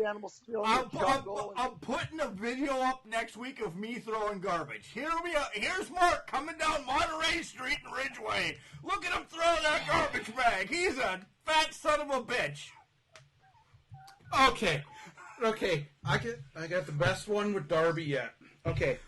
It has come out that Darby Allin did this reality TV show. We need more beer for next week. That he did this reality TV show called Sex Landed Me in the Hospital. Where did you find them, Cornette? Because it has come out anyway, he did this show. He sent the producers, hey, I got you a story. They liked it. Evidently, he needed money so bad, they flew him from wherever on the East Coast to California, gave him a hotel room. He hired this actress in California, and they went on they did this thing of they were out in the woods, going at it, rolled over into a bee's nest, and had to go to the hospital.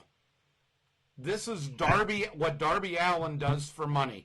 So your skateboard off of a ladder is like 5-star compared to his first appearance on multimedia. I definitely didn't think it was going to go there. Very bad. How do we transition into poor Brit? There's no transition. Just go to Brit. Yeah, you just got to go to it. Brit needs more respect, is what it is. She's a role model, and she's still not getting her respect yet. Great segment. another good segment with her.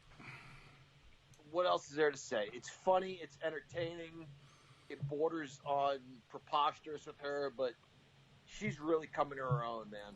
It's keeping her relevant. Injury being real or not, just taking a moment off. Maybe I don't know maybe she's really busy in the office and she can't have matches or whatever the hell's going on. She's relevant. I love Sheeta. Nyla's great. She's the hottest, both ways in my book. She's the hottest woman on AEW right now. Yeah, she's her as a bitch. I'm sorry, that is her calling. Is to be a bitch in wrestling. She just pulls it off so well. She doesn't break, whereas when she was a good guy, she kind of broke. I don't want to say kayfabe a little bit, but she was, smiling and stuff like that. But as a bitch, she just she just looks like she's having so much fun. Yeah. That's what I get out of everything. She's having so much fun. Inner Circle and the best versus the Best Friends and Cassidy. Chad wants to go first, so he's gonna.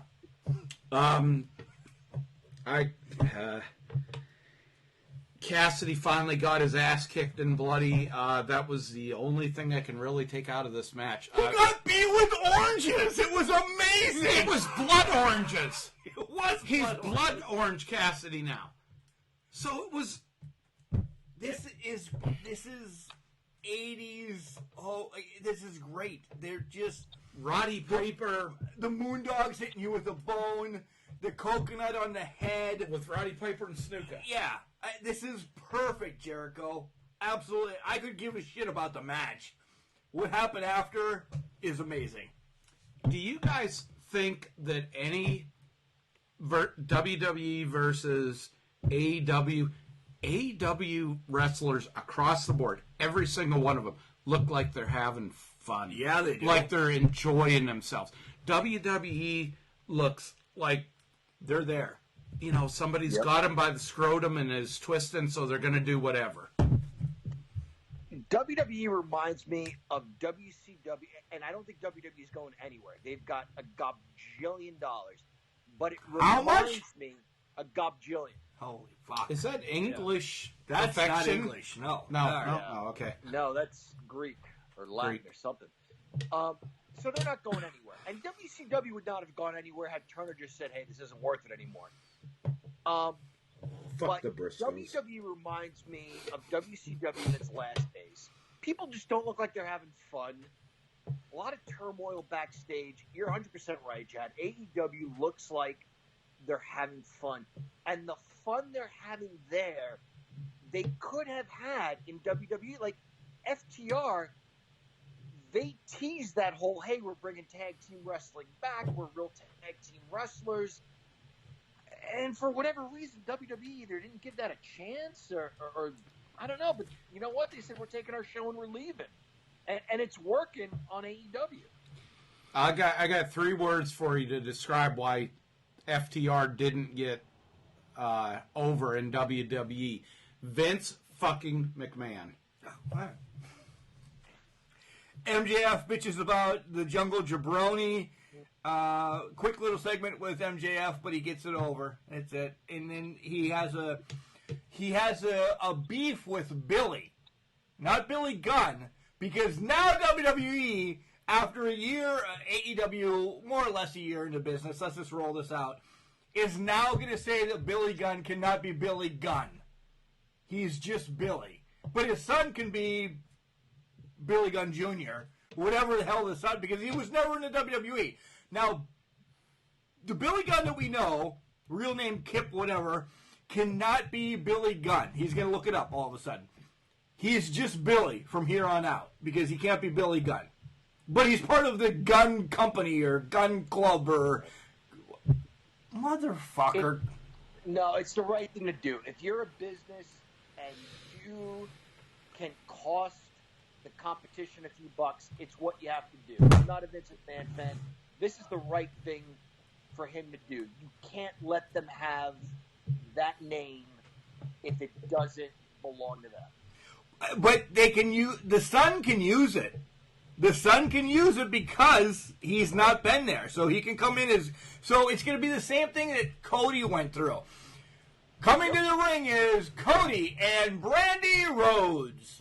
They're not saying Cody Rhodes, so they're going to say, come to the ring, Billy and Barbarian Gunn. Whatever the fuck his name is. I don't know. I looked at Barbarian on my Better than Karrion Kross. Well, yeah. All right, Sammy against Colt. Guys, I told you. I don't care about the match. Colt Cabana sees the ways. Yes, the Dark Order is coming. I hope you fall asleep on the toilet tonight. Just because of that. No Dark Order. Numero uno posse or whatever the hell his name is, and that, no. If Colt goes to them, no. So, Mark, Chad, when we watched full episodes of Raw or SmackDown, you guys, Mark more so, complained about a just because match. This didn't forward anything. It was just a match. And I said, once in a while, you can have a just because match, just because. AEW proved you can have a just because match, which is what this was, and not just forward one story, but two. This is how good their booking is. This was just theoretically a match between two guys looking to climb in the rankings. Two guys with losing streaks, looking to end losing streaks. So it told a story of two guys with losing streaks. It got Sammy Guevara a win, which was absolutely necessary when there are rumors among the Can Crushers that he's going to get dumped from the Inner Circle. And it forwarded the story of Boom Boom Cabana maybe joining a group.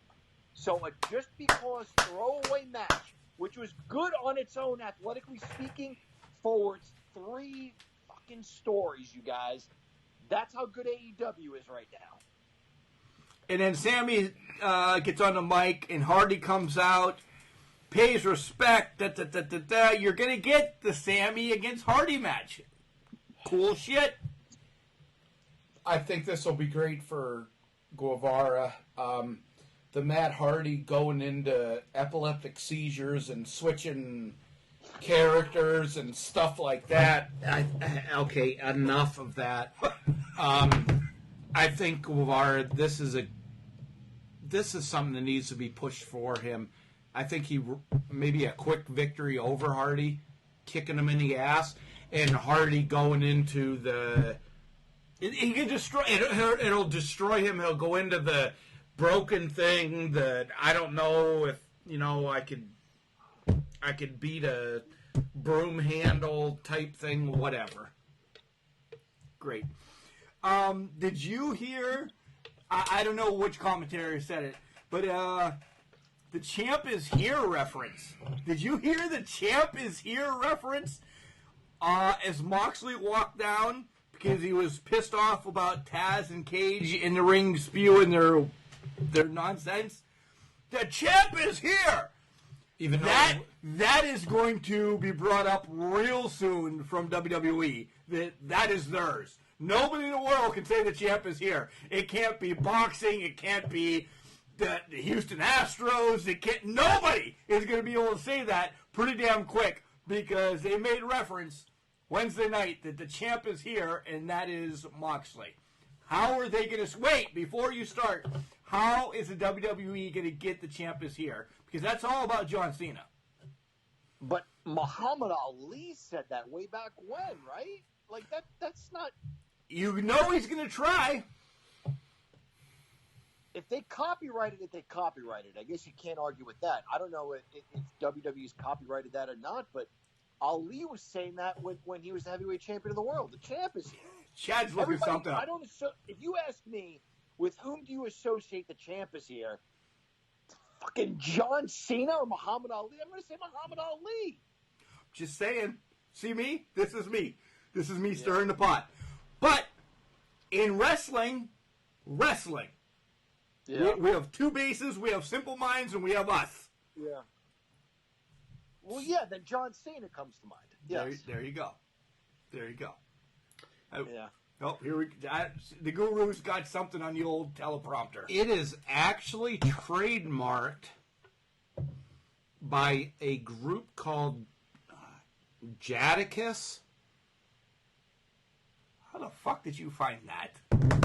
Typed in "The Champ is Here." It's a song by them, which would be June 2014. June 14th, 2004. The Champ is Here. Yeah. We have to play. Oh, that's good enough. No, we don't want to listen to it. Tomorrow's the 16-year anniversary of the Champ is Here. Yeah, we do. Talk amongst yourselves for a minute. Today, right now, because that's when the show's airing. Yeah. Today is the anniversary. Yep. There is actually a trademark on Jadakiss has another song, "The Champ is Here" Part 2. So, okay, we're getting way the hell off base. No, we're not. We have to get this. Hold on. I have to skip a goddamn commercial because YouTube is now all about. But the first YouTube reference is Muhammad Ali. Okay, we're like.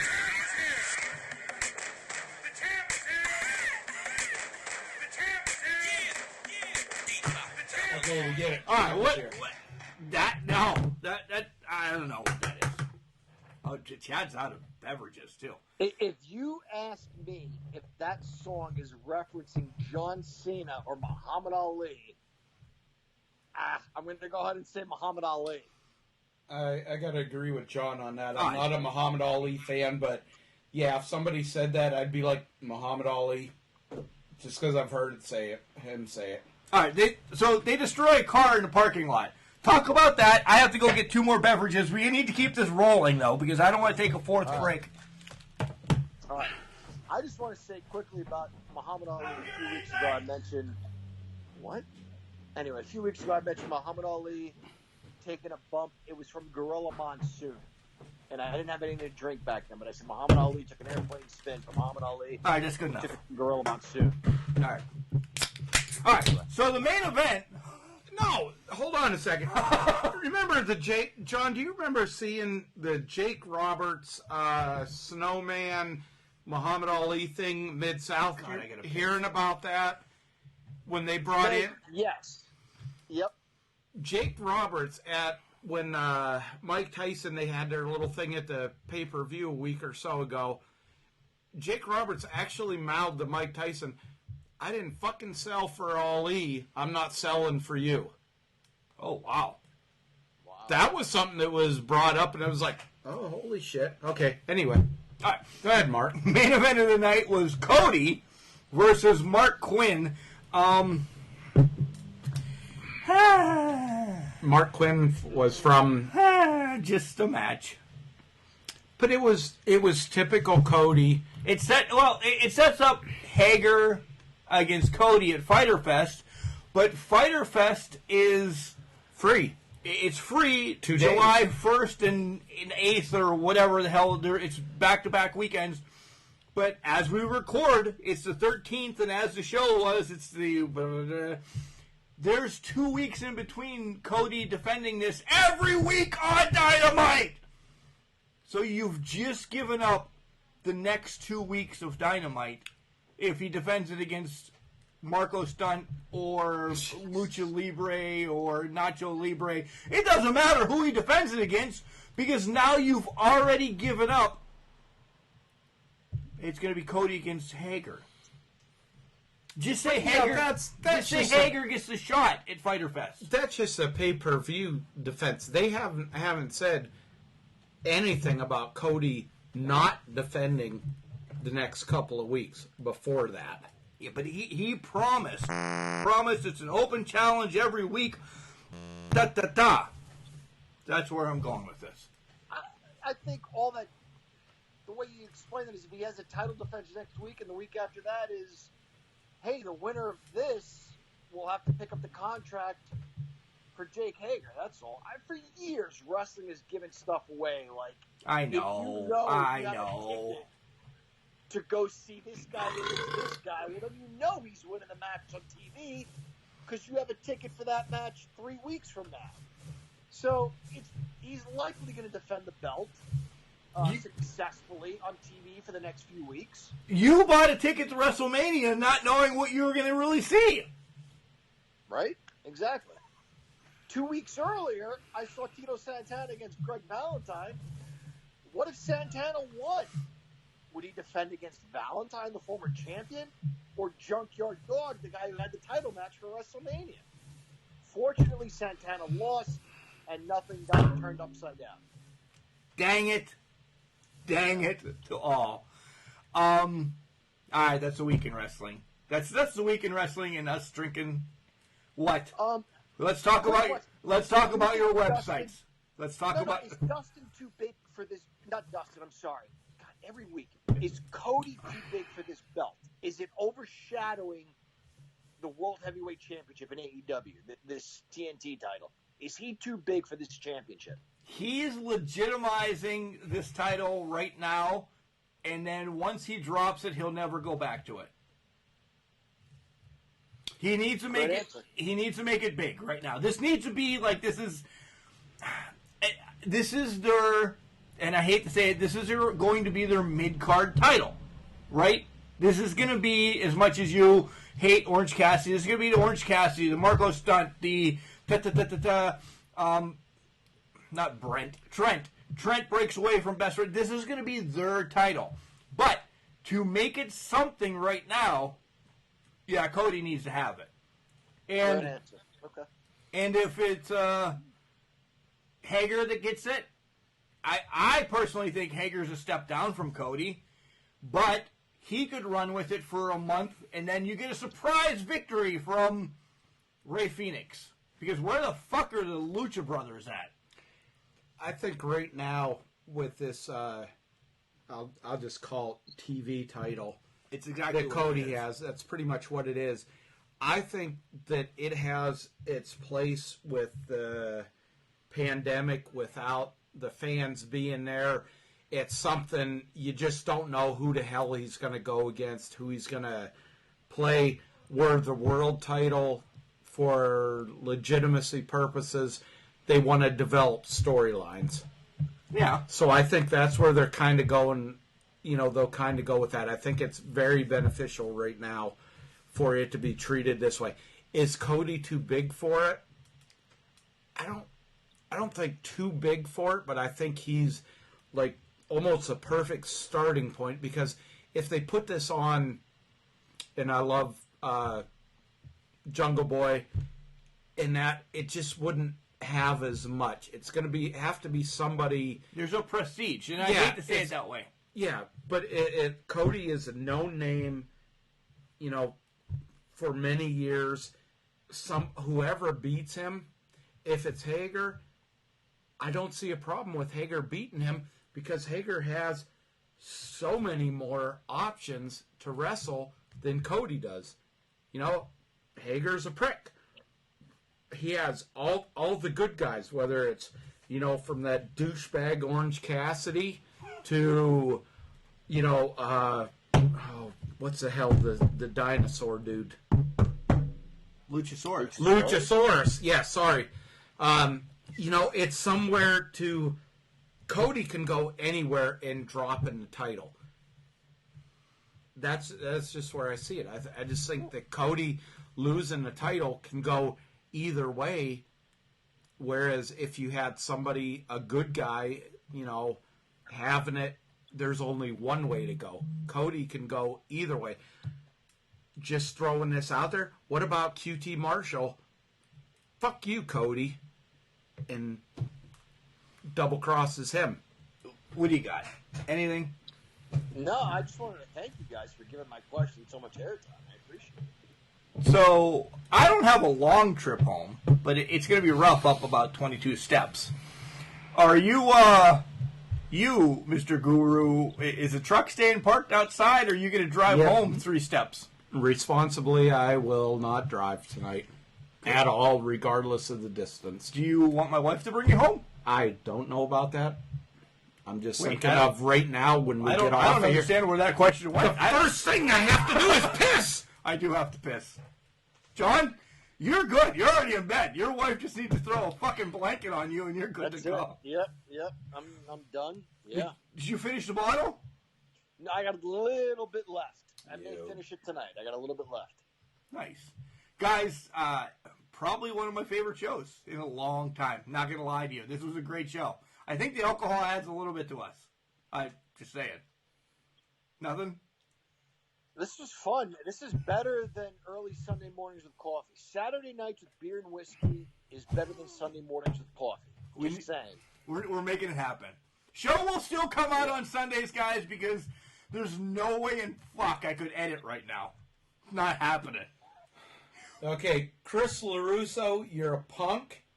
Nobody turned out to be Chris LaRusso tonight. Jimmy Nuts, you know, John's not worth your time. Jock Sampson, it's you and me, fat boy.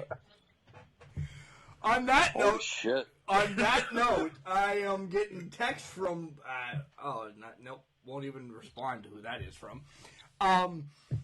You can find us on Instagram, Facebook, and Twitter. It's all at CanCrusher69. Head over to our website that has been stagnant now for 4 months because we're not going anywhere because we don't know what's going on. But you can still get all our episodes from our website. It's tagged on all those other social media places.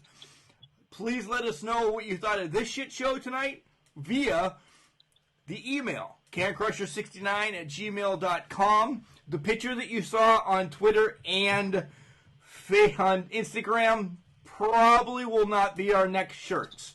A couple people have asked about if that's going to be a shirt. God, you don't want to have John's 9 head on your front chest. And don't worry about Facebook with that picture where it says uncover photo. It's not that bad. It's pretty bad, but not that bad. Not that bad. We'll let you know more about that picture that's on those social media things as soon as we can. It's in the making. It's pretty fucking big, and we're excited about it. And we all have to piss, so we're going to wrap it up. Remember, Chad, just because you're trash doesn't mean you can't do great things. It's called a trash can, not a trash cannot. Whatever. It works.